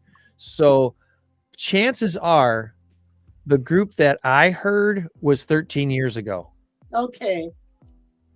That's probably what it was. Mhm. Anyway, all right. So now we know, and Interesting. congratulations, Tom. You are one win away. You are. One win away. Then I get to actually hoist my own trophy. There you go. It's all you. All right. Well, I think Tom and I are going to talk some sports. Joann, any final right. thoughts before we let you go for the week? Nope, not really. Get ready for February. Let's get ready for February in the fur ball. Awesome. That's right. By the way, Joann, just so you know, next week is February 3rd is the Saturday, correct? So that's the day after Groundhog. We're gonna do Groundhog trivia. Okay. All my questions will be And Groundhog trivia. just before my Just so you know. birthday. Birthday. Yay. February 5th. Well, you have a great rest of your week, Joann, at weekend, and we'll catch up with you next week. All right, sounds great. All Bye-bye. Bye-bye. 815 in crowd, 815 in crowd, 815 in crowd, 815. Well, how about one last little talk about the Packers? It won't be the last time we talk about sports, but I was gonna we do say, need to come on put to now. bed the Packers season that was, and I'm a little bit heartbroken because they had that game won for about 48 minutes. Dude, I had dagger written on my phone. I would not have sent it early. But I was ready to send it to you. After when we got the ball back and we were up 21-17, 21-17, is that right? Yeah, 21-17. We got the ball back. We ended with a missed field goal attempt. Please get rid of Carlson, please, because Mason Crosby would not have missed that. He would not have missed 6 extra points this year. He might have missed 1 or 2, but he wouldn't have missed 6. Greg Olson or Kevin Burkhardt, one of the two, said he's the worst kicker in the NFL. He didn't say it that way, but he said he is the least productive, or he's missed the most. Back it up. He's got to go. Yeah, he missed some key field goals this year. And that field goal right there would have put us up 24-17. Now it's a little bit more difficult. The Packers can breathe easy. Now as a defense, we can step it up a little bit because we don't have to worry about if they score a touchdown. Kyle Shanahan's probably not going for 2. He goes for 2 and you miss it, you're done. And he's probably done as a coach. No, I don't think so. Maybe not. Dan Campbell would go. No, I'm kidding about that. But Dan Campbell would have gone for it, yes. But I don't see Kyle Shanahan doing it at home in the rain with Brock Purdy, with that defense, with everything. He would have played for overtime because that's what you do when you're at home. You play for overtime. When you're on the road, you can go for 2. That's the metric. That's what you follow. But anyway, so we had the ball and we were going, and we settled for a field goal, and it turned out to be a missed 41-yarder. Well, a missed 41-yarder means you were on the 22-3-yard line because you add 10 and 7. You had 17. So, yeah, you back that up. So we're on the 24-yard line, probably 23-yard line, because I think you add 8 yards plus the 10 for the goalpost. So, another completed pass, another Aaron Jones run. And we are up 24-17 with minutes left. That would have felt pretty good. That would have felt really good. That would have felt really good. Now, here's the thing. You look at the very first drive. Now, hang with me, Packer fans and Bear fans, in case you're like, oh, here he goes again, that Packer lover. You're absolutely correct. Correct about that, actually. Oh, hey, where'd I go? There we go. Okay, there we go. Oh, you're fine. Okay. All right. Give me some love there. All right. So here's the thing. On that very first drive, when the Packers settled for a Andres Carlson field goal, the defender had both arms wrapped. I mean, it wasn't wrapped. It wasn't like he was tackling him. He had both arms on him like this, and he was, with his hand, he was kind of. It was questionable. His arm and all that. It was questionable. Man. That's called pass interference. Yeah. It wasn't even questionable. That's called pass interference. You cannot have your hands on him if you change or alter the motion. Now, you have the right to go for the ball, but not from behind. not from behind. When you have to climb over the back or whatever, go back and look at it, and you will see what I'm talking about. It was not exactly egregious. It wasn't like Saints Rams a couple of years ago. Supposed to play the that ball. was the most obvious call. He is, and he wasn't playing the ball because he had to go through the receiver to do it. That is what makes it pass interference, among other things. That should have been Packer ball on the 1 yard line. Now you've got first and goal, 1 yard line early in the game. Aaron Jones, boom, he's in. You got 3 cracks at it before you decide, okay, that's a pretty good goal line defense. San Francisco's goal line defense, or defense in particular, their line wasn't that good. It wasn't that good. So I'm like, you know what? I'm that should have been 7-0. Then Darnell Savage, this ball hit him right here. Oh my God, how did you miss that? That would have been 14-0. Or at the very least, it would have been 10-0. Even if we'd have just gotten the first field goal and it was 3-0, then it was 10-0. Then we don't go down. Either one of those opening drive field goals, either one of those two should have been touchdowns. And that made me uneasy the whole game. Now, here is what the big takeaway is from that. Brock Purdy, he threw that, but it was a horrible pass. He threw it right to Darnell Savage. It was almost like me handing you the trophy. There you go. It was just like, that's what it was. It was so easy, and he dropped it. He just missed it. All right. But what would that have done to Brock Purdy? A young quarterback who's already got questions surrounding him. What would that have done to Brock Purdy? It would have gotten his head. Probably. It would have gotten his head, because we did get in his head for the most part. Now, you do that and you're up 10-0, possibly 14-0, possibly, if that first play had been called. Now, the other key point in this game was that spot of the ball. I saw the referee run down from the top side. He runs down on the line, and then all of a sudden, I'm going to shift over 2 feet. And then that's where they spotted the ball, about a yard short on third down. No, I don't think so. That one should have been red flag. Yeah, watch that by LaFleur. And then they go fourth down. And I am reasonably sure when Jordan Love, even Greg Olson said, no, his butt was not on the ground. He was laying on the pile, and then he went over. That was a first down. We're on the 10-yard line, first and goal. At the very least, we get another field goal. Yeah. At the very least. So there was some definite issues with that game, with the play officiating has been the defense officiating, as it has been all year. The defense played absolutely solid. I was actually surprised that Joe Barry got let go. I'm a little bit somewhat surprised because I thought the defense showed up when it needed to, and we outplayed San Francisco. And everybody says for 3 quarters, no, for 4 quarters almost. It was just that last drive. Here's the problem. You let Brock Purdy hang around. He was throwing some balls over and under and wide and this and that and almost intercept us. And there was another one that should have been intercepted as well. It was I don't remember the play now. I don't remember, but 2 interceptions that were dropped. The one that they were dropped. And then the one that Jordan Love threw at the very end, forget about it. It wasn't. That didn't lose them the game. They were down 24-21, desperation. It was 3rd and 16, 17. He probably should have ran for it, ran out of bounds. Just threw it away. Just threw it away. Plenty of time. And it was only second down. That's a huge learning moment for Jordan Love. I believe it was 3rd down. I think it was, and that's why he threw it like that, because he wanted to make something happen. Because it would have been it was first or second down. I'm sure it was first. It was first or second down, and he should have thrown it away. Okay. They were still like 57 seconds on the clock. I'm going to stake a car wash on it that it was 3rd down, but that's okay. Don't worry about it. I thought it was 3rd and 16, something like that. It doesn't even matter.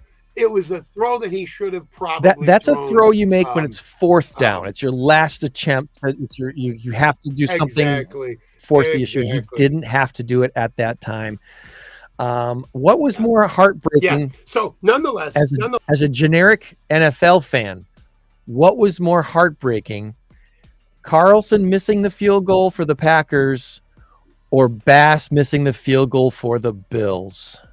Bass by far. By far. I feel so bad for the Bills. I thought this was the year that they got over the hump and got to the championship game. Okay, but the Bills did some things in that game that were Josh Allen. That fake punt.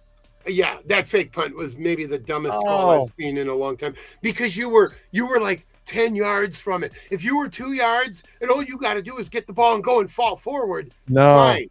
No, they needed a perfectly executed play, and they were smothered. Did they get even 1 yard off of that play? Maybe. I think they lost a yard. That was a bad call, and that's what you get when you get a defensive coach, which is what Sean McDermott is. He's a defensive coach, and this is why. Well, I'm not sure that Dan Campbell's. I think he was a tight end, so he's probably an offensive coach, but he plays like a defensive lineman or a defensive end. He thinks like so that mentality will get you into trouble. Sometimes you have to just swallow it, bite the bullet, and say, okay, you know what? We're just going to punt. We're just going to cut our losses and get field position here. Yeah. So as far as that goes, I thought the rest of the game was okay in terms of calls. I didn't see too many egregious calls. I saw a couple that were not good in the first part. Nothing was overly bad except for the spot of the football. That's the one that got me the most. And that was just, I'm sorry, but you've got replay and you've got 7 refs on the field and you've got the eye in the sky and you've got everybody at your disposal. Get it right. And they didn't. No. Yeah. Well, we've got the championship games now, and I guess if you want to touch on any more, I mean, I was a little bit surprised too. I thought Joe Barry saved his job by the way that the defense did pretty darn well those last few games. But okay, so what we don't know possibly is what was the locker room like. Were there a lot of guys saying, Coach, really? I mean, I know, we played our butts off, but his schemes were really bad. We made up for his mistakes. That could very well be what it is. Matt LaFleur is really, really, really good at a few things. He's good at a lot of things. He's good at second half adjustments. We've seen that. Mm-hmm. He's a quarterback whisperer. Forget Kyle Shanahan. By the way, I'll get back to Kyle Shanahan in a second, but let me finish on Matt LaFleur. I think he's one of the top 3, maybe 4 or 5 coaches in the NFL. You've got John Harbaugh, and now Jim Harbaugh. Now Jim, he's back. John Harbaugh, you got Andy Reid, you got Sean McVay, and a couple of others. He is top 5. Matt LaFleur is top 5. Kyle Shanahan supposedly falls into that top 5. No, I'm replacing him with Matt LaFleur because I believe Matt LaFleur outcoached Kyle Shanahan. What gave the victory to San Francisco is the fact that the Packers let them hang around by the aid of a couple of calls that really weren't very good and a kicker that wasn't very good. Green Bay, and if anybody watches that game, I have heard nobody yet say, well, yeah, but no, I think San Francisco controlled that game. No, they didn't. Green Bay controlled both sides of the ball. They had a better running game. They had a better passing game. Look at the stats outside of the 2 interceptions. And by the way, the first one was off of Tucker Kraft's hand, his left hand. It was a bad pass. So that's on Jordan Love. The second one, into the game, trying to make something happen. I don't fault him for that. So, and Brock Purdy should have had 2 interceptions. So, his numbers were better. Go ahead. I'm sorry. Well, my assessment on this is that why isn't this working now? I don't know. Go like that. We'll just do this for a little bit. My assessment is obviously the 2 red zone failures that resulted in field goals at the beginning of the game. Right. One of those 2 has to turn into a touchdown. One of those 2 has to. Yeah. The reason forgetting about the officials, the reason the Packers lost last week were 2 guys. One guy named McCaffrey and one guy named Warner. Mm-hmm. Oh, thanks. Yeah. Hey, you're going to blame me for the Packers loss? No, I'm just kidding. Warner on defense was an animal. He's an animal, but at every focal point, every offensive play that the Packers had to have something happen, Warner showed up and stopped it. So I know. If the 49ers here's my bold prediction right now here's my big bold prediction today. If the 49ers get by the Lions, and I'm actually rooting for the Lions. I am too. If the 49ers get by the Lions and make it to the Super Bowl, watch Warner become the first defensive player to win most valuable player in about 30 years. Yeah, I was going to say the last one to do it was Richard Dent, and before that was D.D. Lewis of the Cowboys. Chuck Howley. No, D.D. Lewis of the Cowboys. Yeah. So yeah, back in 71, I believe. After seeing him play against the Packers, my early pick for most valuable player in the Super Bowl is Warner if the 49ers get there. Yeah, I think they will get there. I think San Francisco will get there, but I believe, oh boy, San Francisco, Kansas City would be an unbelievable Super Bowl. I think San Francisco wins if it's Kansas City because Kansas City's so beat up. But I think Baltimore is just too good. Yeah. I think it's going to be Baltimore and San Francisco, a rematch of 2012. And I think Baltimore is going to win again. So Lamar Jackson, anyway, probably the front runner for Super Bowl MVP, right? Oh, and he's also front runner for MVP of the league. Okay, so one other quick thing about Kyle Shanahan. You know, this guy gets quarterbacks injured. He basically, him and his dad, Mike Shanahan, when they were with Washington, the Redskins back then, and Kyle Shanahan, his offensive coordinator, his son, they got RG3 absolutely injured to the point where that was it. He didn't come back. He tried to make a comeback and he couldn't. They blew out his knee so badly. He had taken a hit on the side of his knee. He came back in the second half and then he injured it again in the fourth quarter. And that was it for him. He destroyed, almost like Dusty Baker destroyed Mark Pryor's career because he doesn't know how to handle a pitching staff. Kyle Shanahan was also the offensive coordinator when the Atlanta Falcons blew a 28-3 lead in the Super Bowl. The only team ever to blow the largest lead ever in a Super Bowl.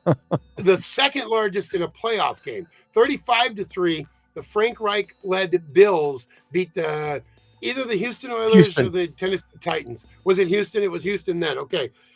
You know, and then just recently, last year, I believe it was, Minnesota came back and beat, I want to say, I don't remember who they beat, but they erased a 31-point deficit. So anyway, I was just unbelievable. I was watching that game and it's like, what are you doing? Beat them already. Unreal. Anyway, so yeah, it was crazy. So Kyle Shanahan, I'm not all that impressed with. I'm not. I think he's a little smug. I think he reads his own headlines, and I just don't think he's one of the top. He's probably top 10. He could be 8 or 9. He's a really good offensive coach, offensive genius. But then again, Buddy Ryan was a defensive genius and was a horrible head coach. So you can be a great offensive or defensive coordinator and not be a good head coach. No, head coaches have to do something other than manage one side of the ball. They've got to have a culture that you got to give it to Dan Campbell. He's making it happen in Detroit. He's got his guys on the same page and fighting for each other. And that's what probably makes me most excited for the Green Bay Packers right now is I think LaFleur has these guys, especially the wide receivers, bought into the idea that if they block, their team wins. Oh, by the way, you're going to get your passes. You're going to get your touches. We need you to block every play, and they do it. You know who is out there and available as a defensive coordinator, and I think Green Bay could be possibly have their eyes on him? Mike Vrabel. Wink Martindale. Wink Martindale, yeah. Oh, Mike Vrabel too. Vrabel and Martindale. But I don't know if Vrabel is wanting to be a coordinator. I think Vrabel would like to go to a team where he can lead the team because he got a raw deal in does Vrabel does Vrabel want to go to Atlanta or Seattle though? Because those are the two that are left. That's what I'm thinking. I think he wants to go to Seattle. I think he does. And I don't blame him. So Wink Martindale was kind of on my radar. He was let go by the Giants. The Giants. Yeah. The Giants had to shake something up. Well, yeah, it's kind of funny because what did Philadelphia do? They got rid of half their staff, including a couple of hot dog vendors. And Nick Sirianni, I'm sorry, you lost your team, buddy. You lost your team. I think that was a bad move to keep him. As much as you could say he was a great coach last year, whatever, and this year they were 10-1, and then they hit the skids. Fine. I'm sorry, but no. Well, no, man, former you ended up. Chargers head coach that was just let go. He's interviewing with the Packers today. Brandon Staley? Staley's interviewing for the DC job in Green Bay today. He's on the short list. Oh, boy. One of I the don't want that. linebackers coaches for Dallas is coming up to interview, but not the guy we thought, not the former Packer, Al Harris. It's Al Harris, defensive back. I don't know why they're not interviewing him for this job, but he wasn't on the short list, at least that they're releasing to the media. But yeah, okay. I don't know either, but I'm interested about the Brandon Staley one. That's I don't like that. What he did with the Chargers, oh my God, he was awful. But he was absolutely he might awful. be a guy that just was not ready for prime time when it came to head coaching, but maybe as a defensive coordinator, maybe he's got the goods. I don't know. Maybe not. Boy, but it will be interesting. But we've got time. One other thing I wanted to touch on. My dream came true with the Milwaukee Bucks. We got rid of Adrian Griffin. That didn't last long. 43 games. Yeah. They were 30-13, and a lot of people say you're 30-13, and you're in second place in the conference. And if they were back to divisions, you'd be first place in your division. Fine, that's fine. But you're 30-13, and you should be 38-7. I think the biggest argument against Griffin was the way the Bucks were winning games. Like even the games they won were not being they were not being won comfortably, and they have a team that should be winning games comfortably, and they weren't. You should be blowing people out. You're winning 137-134. Yeah. That's an awful defense. This isn't backyard basketball. Yeah. This is the NBA.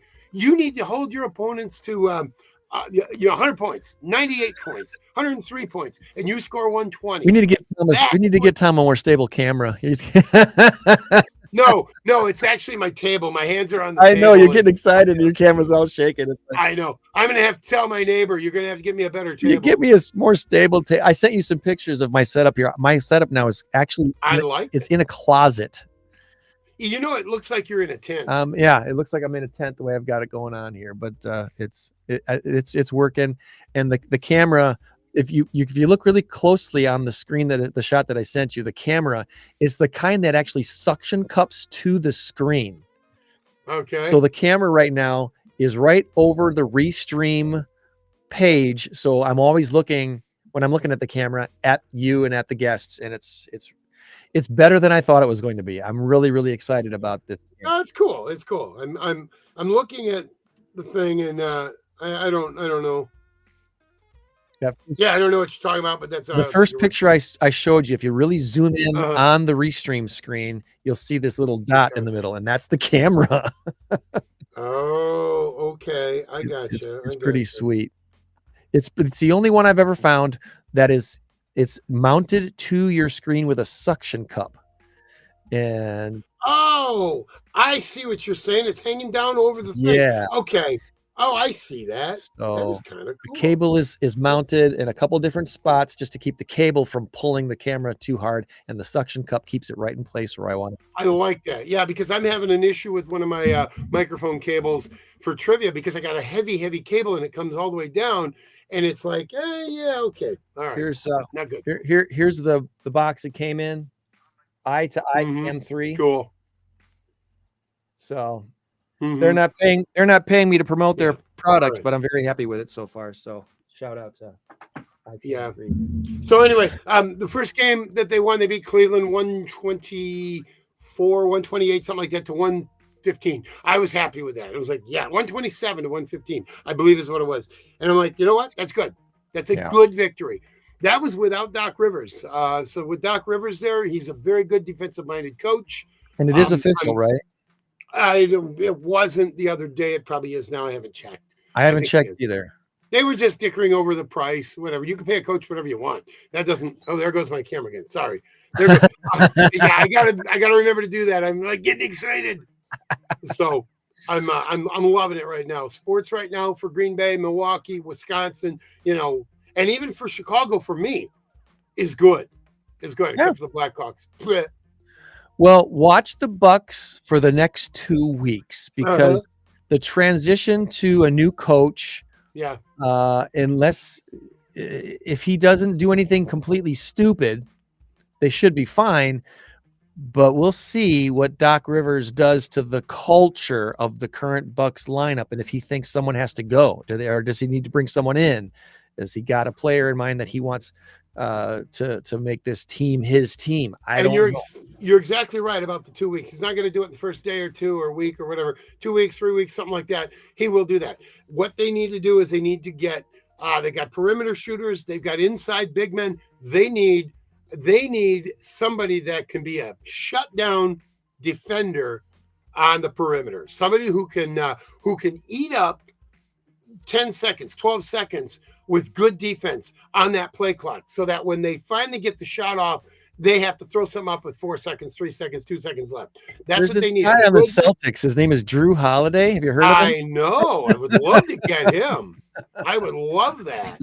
Yeah, I'm thinking right now that maybe the Drew Holiday for Dame Lillard wasn't such a good idea. You got a mega superstar wanting to win a championship in Dame Lillard.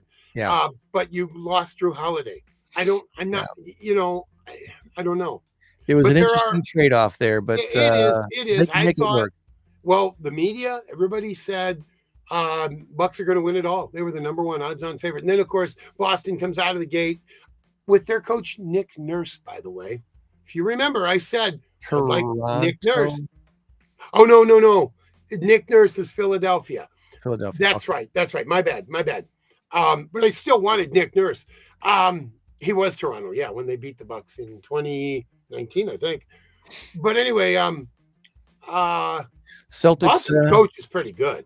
They got a good running start there. So I don't know. I'll be tuning into the NBA maybe a little bit more once the Super Bowl is done, and by that time, we'll know if the Bucks are going to be on the right track or if they're still going to struggle with their current. They'll be good. They're too good. They may not win the championship this year, but they're too good not to be a top 2, top 3 team. Home field for the first, whatever. I'm not worried about that. I'm pretty sure Doc Rivers is going to, because he's a leader of men. He knows how to deal with personalities. I mean, he had Kevin Garnett, Paul Pierce. He had a lot of guys. Not that those guys were hard to work with, but there were guys that were hard to work with in his reign as a Sixers coach, especially Sixers, as a Celtics coach, as a Clippers coach. He's been a few places. He's learned a lot. I like Doc Rivers. Had no problem with that. Okay, one other thing on the Packers. One question I have. You're the GM. Who do you go for in the draft? Top 3, 4 draft choices.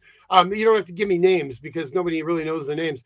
But position-wise, where do you go? That's a really, really good question because there's no glaring weak spots on the Packers, although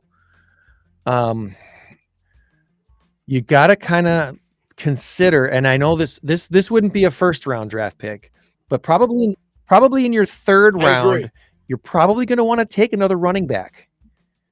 Okay. They like Wilson.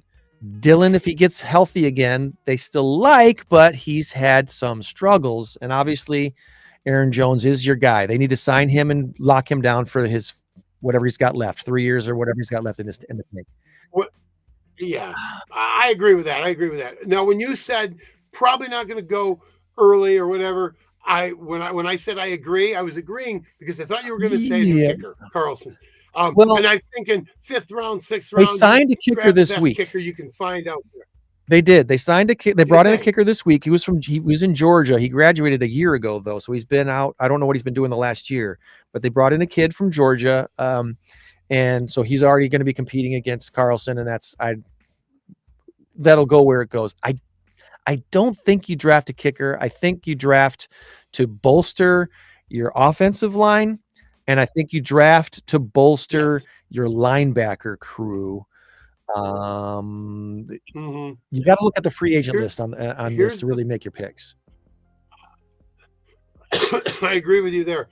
Here's the thing. First and foremost, the track record of the Green Bay Packers for draft picks is The last 2 stellar. years have been amazing. Absolutely stellar. Amazing. Absolutely amazing, except for Anders Carlson. And for the record, Anders Carlson might become a great kicker in the NFL. You just can't miss crucial kicks. You can't do that. So this is why we're getting this guy from Georgia, whatever. But if you do get a kicker in the draft, you probably won't know if you've got this guy you think you might be.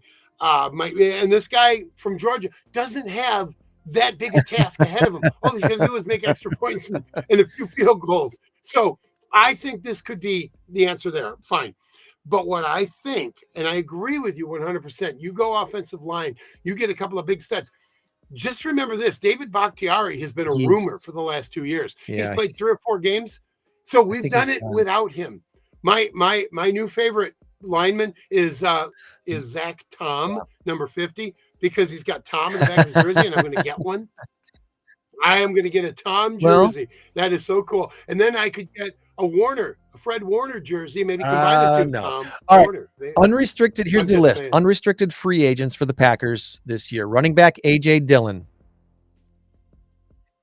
Okay. They'll probably let him go. He wants to stay. They'll renegotiate, and he will take a pay cut. I think he's going to stay with the Packers at a pay cut. 2 tight ends, DeGora and Davis. They can take or leave either one of those guys because of what they drafted last year. I love Josiah DeGuara. I love him. He is so good. But Tyler Davis, Davis? I think he actually has a touchdown catch this year, but he's expendable. He's expendable. I remember him. Yeah. Oh, absolutely. But they also got a Sims guy named Sims. Also. How many tight 5 do you good have ones. On the offensive line, you got tackle Nyman and guard Runyon. I think you want to keep them both for sure. Runyon, but absolutely. Absolutely. I like Josh Nyman. He's a 6th man, so to speak, but he came in when Logan Tom had some sort of a finger issue. He had to have his fingers retaped or something. He came in for him. Challenge. It's fine. Nyman was a starter last year. You got Elton Jenkins. You've got a really good line, one of the best in all of football. So let's go out and get one good. I think that might be your first round draft pick. You might first round draft pick an offensive lineman. Runyon is probably going to get paid somewhere else. We're probably going to lose Runyon, but he wants to stay. So we'll see how that works out with negotiation. Then you make it happen. Look, we still got some Aaron Rodgers. they got people to pay. They got 2 linebackers, inside linebackers. There was one team that's paying. Okay, Devondre Campbell cannot stay healthy. He's one of the best in the business, but he can't stay healthy. Rashawn Gary also has a little bit of an injury history, but at linebacker, you're going to have that. Wilson and Welch are the 2 guys unrestricted. Eric Wilson and Christian Welch, again, both expendable as far as I'm concerned. So you might draft. Unrestricted free agents, that means you're going to have to pay them. You're not going to have to pay them a lot. They're not household names, but you might just grab a really good linebacker. You got Lucas Van Ness, by the way, who I think is very good. He is going to be, I think he's going to be a good one in this league. It's going to take him another year or 2, but he's going to emerge as a stud. He will. So you've got Devondre Campbell, Rashawn Gary, Lucas Van Ness, if he can win a starting job. I think going for a linebacker is a good idea. Go for a stud linebacker. Because the funny thing is, Lucas Van Ness might have been the one guy in the draft that didn't emerge as a potential star. He's good, but he was not a starter all year. No, he was not a starter all year. So he had some sacks. I think he had 3 or 4 overall. Not bad. Some key. So unrestricted free agents, the Packers have until March to get them to a new deal, and then they get to test the open market. Okay. The backers, Valentine, Nixon, Savage, Owens, and Ford are all unrestricted free agents. Okay, you have to keep Darnell Savage, and I really want to keep Jonathan Owens. Valentine looks really good. Looks really good. He looks really good. And Nixon totally balled out in the playoffs. So Yes, he did. You have to keep him as well. I'm good with all of those. Keep them if you can. If you lose a couple of them, fine. You pick up a couple more. Now, what about Jair? Jair's under contract. he's under contract. Yeah, but there were people saying, and I think you and I might have talked about this, that Jair may be gone, especially after that Carolina incident. But oh, goodness gracious, did he play well in that Dallas game? And he also played well in the San Francisco game, playing on a bad foot too. So don't discount that. My guess, based on posturing of LaFleur and everybody else, I think Jair learned something as a young man and learned his lesson and wants to stay. I think he knows he's the leader of that pack if he stays with the right attitude. So I think they keep him. I think he's number one on the roster for defensive backs. Mhm. Valentine and Valentine. Yes. I think you got to keep I those think it's guys. Valentine and Valentine and Valentine. Yeah, that confuses me. They've got some guys that in the next couple of years are going to be absolute superstars. You know, they are. Oh my God, I love where this team is going. I mean, we were a couple of plays away from going to the NFC Championship game. And by the way, Green Bay would have been probably installed as about a 6-point favorite over Detroit. maybe a 3, maybe a 4. Because they beat them Thanksgiving Day. Oh, they killed them. They killed them.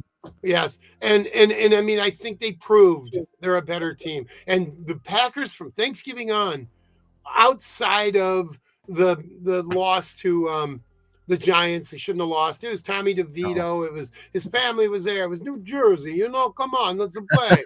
Let's play some football. It was just a magical night for them. And also, if you remember back, the Packers had that game won. They had that game won, and they allowed, and this was what maybe would have, this is essentially what cost Joe Barry his job. They allowed them to come back and kick that game-winning field goal. They were ahead with 1:22 left. All you had to do was play some defense. And you couldn't do it. And then the following week, they lose to Baker Mayfield and the Tampa Bay Buccaneers. They got stung at home. Baker Mayfield has a 158.3 passer rating. That'll never happen again for old Baker, you know. No. God almighty, he had about 89 in that game against Detroit. So I think this is going to go down as our longest podcast ever. So yeah, I'm loving it. I don't care. I could talk Packer football for the next 8 hours. I know. You're good. No, I got a wedding. The Packers season made sense for us to do that today. So this is why I definitely felt like this was worthy of our time. Well, absolutely. But I'm thinking I still want to talk a little sports at the end, maybe only 15 minutes though. I can still go half an hour, but we won't have any Packers, but we'll have Bucks, we'll have Brewers, Cubs, whatever. Maybe just a little 15-minute sports segment because I guarantee you there are people that want to hear it. And you know, so here's my bold prediction for the Packers draft as it comes right now. I think unless there's a kicker they absolutely crazy love, I don't think it's a good idea to draft a kicker. I think you find one on the open market. You find someone else that's not going to be in the draft. Right. So you spend your first round pick on the next stud offensive lineman, your second pick on your next linebacker and or backer safety type of position player. And I think the Packers end up trading a lot of this year's picks for better picks in the next 2 years because they've got look at the Packers young, strong roster. They don't need a lot of new people this year. I think you trade them out to teams that are rebuilding and say, hey, we're not going to need new guys for the next 2 years, really. So we're going to trade. Here you go, Carolina. Here you go, Atlanta. You guys need new blood down there. We'll give you our 3rd round pick. You give us your 2nd or 1st round pick next year, 2 years from now, and we'll be good. Let's go AFC instead. I don't want to see Dontavian Wicks coming back to Lambeau to score 2 touchdowns. But yeah, I don't want to mess up the receiving core because that's how we won the Dallas game. And that's how we would have won the San Francisco game with that receiving core. They're like cockroaches. You can't catch them. These guys are just getting open. And None of those receivers are free agents, and they won't be for another 1 or 2 years. no, so I think, well, no, actually those 4 years. We're Because you got them solid. under contract for 5 years. So 4 more years with those guys. We're And paying less Romeo, for our receivers than the Jets are paying Alan Lazard. yeah, that's right. That's right. Romeo Dobbs and Christian Watson. I could see possibly, I hate to say this, I could possibly see Christian Watson going for a number one. Everybody knows what he can do, although he's off injured. And that's kind of, that's a Two problem. Packers, Watson and but I forget who the other one is. They are working with specialists at UW-Madison to strengthen their hamstrings. Oh, They connected nice. with the strength training coaches and the physicians, whatever, at UW-Madison. Could it be Aaron Jones? Because he was out with a hamstring. Might be Aaron Jones. They're completely making sure they're committed to having strong hamstrings for the 2024 season. So yeah, do whatever you got to do, buddy, because Christian Watson's an absolute stud. He is your deep threat. And this is the one thing the Packers kind of lacked this year was the deep threat. You had Jaden Reed, who is an absolute stud. You cannot let him go. Cutting across the middle when there's nobody around him, and he's going for 58 yards down to the 10-yard line. And then it's just taking candy from a baby. Jordan Love finds his guy. And here's what I love about Jordan Love. I know we're going long. I don't care. Listen, Jordan Love is I'm going to call him a master at doing this. He proved to me over a 17-game season plus 2 playoff games that he knows how to read a defense, and he knows how to survey with the limited time of 2.5, 2.7 seconds. And he can do a check down. He can find the open guy in the middle. He can thread the needle in the end zone like he did with Romeo Dobbs a couple of weeks ago against Dallas. That ball was, it was in the space of my hands right here is where he threw that ball right down the middle to Romeo. Romeo Dobbs may have been Dontavian Wicks because he threw 2 of them like that. I think it was Wicks in this case, number 13. So Jordan Love is a stud. We got our guy. I'm so excited. We got our guy. And I'm not going to be premature on anything. I'm not saying, wow, we got our 3rd Hall of Famer. No. He could come back and throw 47 interceptions next year, and he's out of football 2 years later. So I'm not counting any chickens before they hatch. I'm not doing that. But I think right now the groundwork is laid. He looked better than Aaron Rodgers did in Aaron Rodgers' first season as a starter. He did. He's already won 1 playoff game. Aaron Rodgers didn't win a playoff game until the following year. Very excited. Oh, this is amazing. This is amazing. So anyway, okay. So quick predictions. I am going to go Baltimore because I really think at home, Lamar Jackson, a beat up Kansas City team. I won't be surprised if Kansas City wins, but I'm going Baltimore, and I think they're going to pull away late. 27-16. 27-16. I'm not going to choose a score on this one. I am going to say Baltimore pulls it off. I think Lamar Jackson gets it done. But the Chiefs relief beating the Bills last week, that might have just sparked them with the confidence they need to take it all the way again this year. It's too close to call. It's too close to call. That's exactly why I say I won't be surprised. No, I'm going to give the edge to the Ravens just because of home field and Lamar. But Ravens over Chiefs barely, and I'm going to say the Lions shock the Niners and get it done and go to the Super Bowl. Unfortunately, I'm going 30-13 San Fran. They're just too tough. They're at home. Detroit, Cinderella turns into a pumpkin. It's going to be after midnight for Detroit. And here's what my bold prediction is. I'm writing it down so that next week we can go over it. I hope I'm wrong. I'm rooting for Detroit. Dan Campbell will make a stupid decision. I don't think he had to write that down, but okay. All right. Well, at some point, I think it's going to be like 20-13 or something like that. And Campbell's going to go for it on 4th down, 4th and 37 or something like that in the 3rd quarter, because we can do it. We can do it. No, I'm not a big fan of Dan Campbell. I'm not. I can't stand all that macho machismo stuff. I don't mind a guy being a guy. I don't have a problem with that. But you're a head coach in the NFL. can the machismo and coach. I've That's seen him what I'm tear saying. up. I've seen him tear up in an interview, so I got a soft spot for Dan Campbell. Okay, all right, and I've seen his passion, and I love his. Yeah, I got a soft I'm- spot for the guy. I'm not a Dan Campbell hater.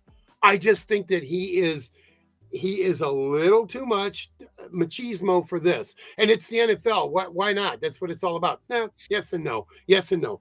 But Right. I think what happens is his desire to be the man clouds his judgment, and that is what bothers me. Case in point, when they went back to second and goal, 7-yard line for the extra point, we're still going to go for it. Luckily, they got it offsides on Micah Parsons, and then they were on the 3.5-yard line, and then they threw an errant ball. But Detroit shouldn't have lost that game anyway, and I think he was mad, and I think he was making that decision based on his anger, based on, we'll show you. That's not the way the NFL works. It's not.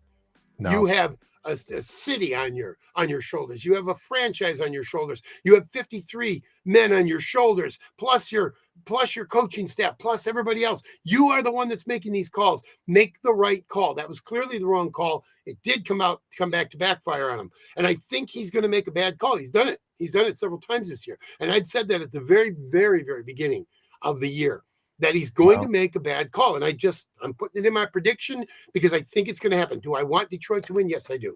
Yes, I do, because I don't like San Francisco. I don't.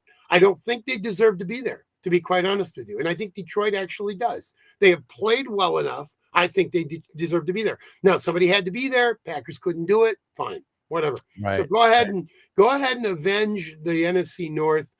Detroit, go ahead and beat them. And that's the way I'm looking at it. That's the way I'm looking at it. Probably Detroit and Baltimore, maybe, I don't know. But I think it's going to be San Fran because I think they're just too good. And I think Brock Purdy kind of got the monkey off his back. Maybe the monkey's hanging on by one claw or something. I don't know. But I think Brock Purdy made believers out of a lot of people. Still not me. I think he's good. I think he's good, but he's not elite quarterback status. No. And I think Jordan Love is closer to elite. Jordan Love is still.